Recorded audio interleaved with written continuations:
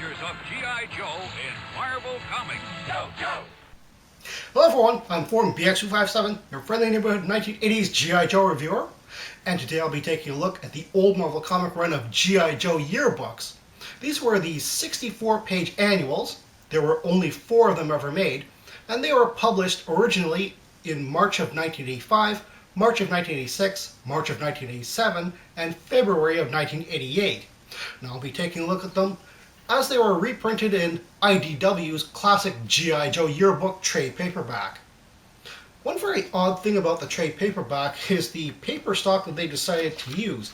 It's a very flat, kind of thickish paper. It's rather different from any of the other classic reprints that they've done, which is on much more thinner, glossier stock. Another very interesting thing about the yearbook is originally the comic books had indexes printed on the insides of the covers, but IDW hasn't done that. Instead, they've made their own combined index.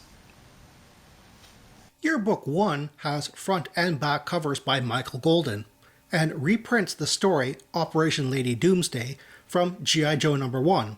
I won't go over this story as it's the same as the one reprinted in classic GI Joe trade paperback Volume 1. The backup short story from GI Joe No. 1, titled Hot Potato, is once again not reprinted here, but this does include the pit cross section missing from the trade paperback. This has character bios of Snake Eyes, Destro, Cobra Commander, Major Blood, Duke, all of the new 1984 characters, and full page bios for Rock and Roll and Steeler.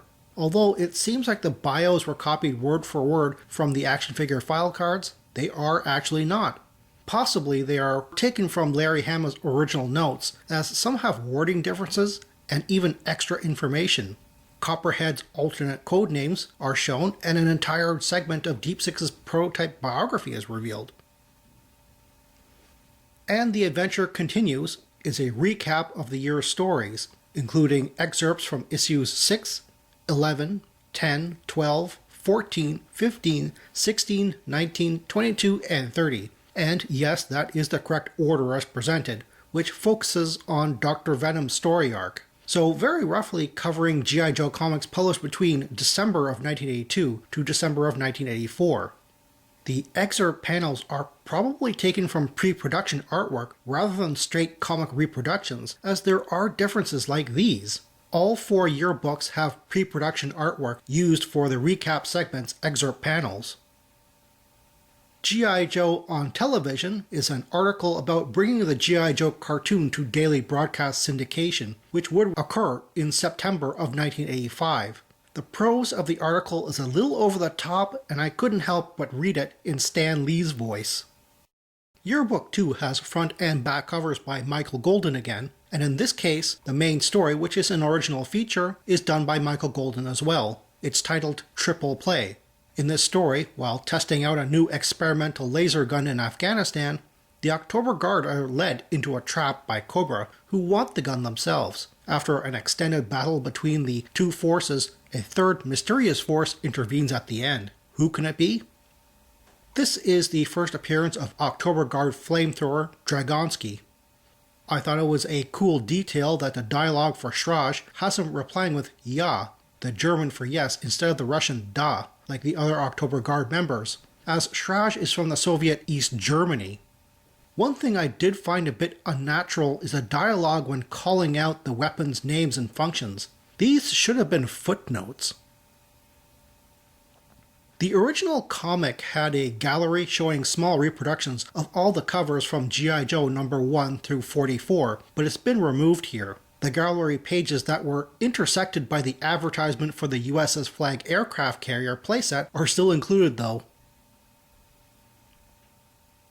And the Adventure Continues, another recap, which includes excerpts from issues 25, 26, 27, 28, 31, 32, 36, 34, 33, 42, 38, 39, 41, and 43. Again, that's the order presented for some strange reason. and this focuses on the origin of Snake Eyes and the creation of Cobra Island, so roughly covering GI Joe comics published between July of 1984 to January of 1986. One of the Crimson Guardsman Fred Broca's children is named here for the first time, the daughter Heather. It is never mentioned in the original comic. The two kids will later be adopted by Wade Collins in issue number 43, and the son's name will be first mentioned in issue number 155. The Television Joes segment. Here, the process of how the episodes are made is explained by Buzz Dixon, story editor for the 1985 and 1986 seasons. He talks about episode writer selection, script approval, storyboard creation, and more up until the episode's completion. He also talks about the upcoming 1986 season, which would start in September of that year, story, and characters. Interesting that some of the story ideas he fields here were implemented in very different ways in the end. Yearbook 3 has front and back covers by Mike Zeck. The main story is titled Hush Job. It's a silent story like issue 21, and the story takes place after issue 56 and before issue 64 chronologically. In this story, after Snake Eyes is recaptured from the Sierra Gordo battle, the Baroness and Dr. Mindbender take him to the Cobra consulate for interrogation. Scarlet, with the help of Storm Shadow, plan a rescue, but can just the two of them win against a building full of Cobra troopers and Red Ninjas? This is a fairly underrated silent comic when compared to issue 21, even though it's just as cinematic and clever. This is also the first time Storm Shadow fights against the Red Ninjas, which he previously led. The Baroness has an extremely long left arm here. You can't unsee it. The short story is titled My Dinner with Serpentor. When Serpentor is served frozen pizza, instead of getting mad, he remembers an interesting story from a past life, the creation of pizza during a Roman war in 52 BC. Although it's not named in the story, the character Serpentor is remembering through was Julius Caesar. Vipers, Cobra infantry troopers, make their first appearance, albeit in the background. They will make a first full appearance in the main title GI Joe number 69. And the adventure continues. The recap for this yearbook includes excerpts from issues 44 through 56, focusing on the Joes' attack on Springfield and the start of the Terrordrome Operation story arcs, covering GI Joe comics published between February of 1986 to February of 1987. There is, however, an error in the text which says confronted by two roadblocks, when it should say two gung-hos. The Joes on Television segment. Once again, 1986 season story editor Buzz Dixon talks about what it takes to make an episode from the ground up. This time, he gives a bit more detail on the storyboarding process and even names some of the artists involved.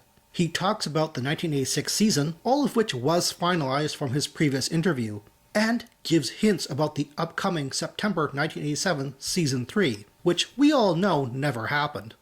Clearly, the idea here, as well as some of the ideas left over from the previous interview, became plot points in the 1987 animated movie. Yearbook 4's main story is titled Trade-Offs. In this story, the October Guard infiltrate Cobra Island in order to capture Cobra Commander. The Joes observe this and launch their own plan to snatch the commander away from the Russians at the right moment. But will the plan go as smoothly as they think? This is the first appearance of Crocmaster. The Cobra Mamba helicopter dumped in the ocean here is recovered for the mission to Cobra Island in issue 73. The short story in this yearbook is titled Bystander. In this story, Scarlet and Snake Eyes, in civilian clothes, stop off at a corner store. While separated, the store gets robbed, and Snake Eyes springs into action.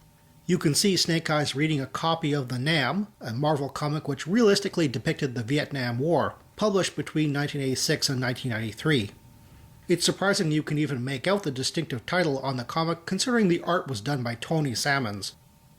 And the adventure continues, which is the last recap, including excerpts from issues 57 through 68, focusing on the Barovian prisoner of war and the end of the Terrordrome Operation story arcs, covering GI Joe comics published between March of 1987 to February of 1988. In the original comic, the Cobra space shuttle is not named, but here it is called the Shark. There is no GI Joe on television segment since the April of 1987 animated movie was the last cartoon project until DiC's 5-part miniseries Operation Dragonfire, which premiered in September of 1989. The back cover by Mike Zeck is quite popular, later popping up as a poster and t-shirt design. Yearbook 4 was the last GI Joe annual published by Marvel Comics. The only other one is Blackthorn Publishing's GI Joe in 3D Annual No. 1 from spring of 1989. This yearbook trade paperback is a great addition to the volumes of classic GI Joe and fits in between volumes 7 and 8. There are 3 pages of black and white sketches by Michael Golden, 6 pages of full-color pinups by Mike Zeck, and a back cover art by both Michael Golden and Mike Zeck. Well, that's all the time I have right now. Please check out my Facebook page for more information and behind-the-scenes photos for these reviews. Thank you for watching this video, and stay tuned for next time to see another 1980s G.I. Joe toy review. See you then.